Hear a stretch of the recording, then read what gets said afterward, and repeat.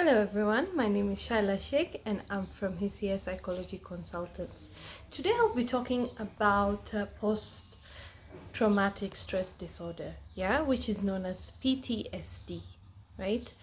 So what is PTSD? PTSD is a mental health condition that is triggered by a terrifying event, either experiencing it or witnessing it. So basically it's a traumatic event like sexual abuse, rape, a serious accident, a terrorist attack, war, a natural disaster. All this could cause post-traumatic stress disorder.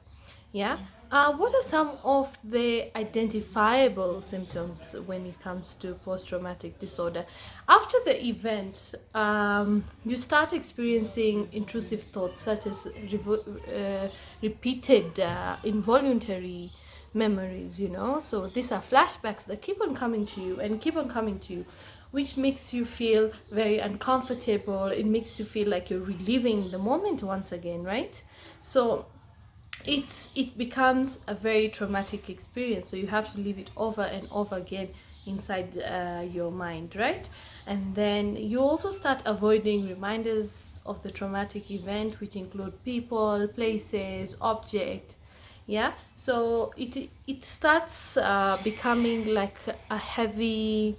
Whenever you see a certain trigger that reminds you of the traumatic event, it becomes very mentally heavy for you, so you try and avoid it, right? So that's one of the other symptoms. And then you experience negative thoughts and feelings like I'm not enough, I am bad, or I deserved it, or feeling fear, horror, anger, shame, guilt, and loss of interest in daily activities. So those are the things that normally happen.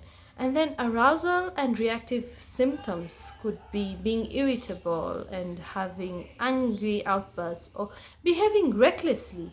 That is also a symptom when it comes to PTSD. And then how do you treat PTSD? So there's some ways you can do some self-help. Challenging that sense of helplessness could actually be good. So you can learn about the trauma and PTSD, join a PTSD support group, practice relaxation techniques. These are good breathing techniques. Confide in a person you trust, pursue outdoor activities, spend time with positive people, and then a healthy diet. And then finally, you can seek therapy. When in therapy, you could speak to a professional psychologist who would actually do trauma-focused cognitive behavioral therapy or family therapy to help your family know how to deal with you as well, and get them to accept and help you accept as well, right? And then medication for secondary depression. If your depression is too much, you could get also some psychopharmacological help. And then you could also do eye movement desensitization and reprocessing therapy as well, so that could really help you. That's it for today. If you have any questions, please feel free to ask me. Thank you.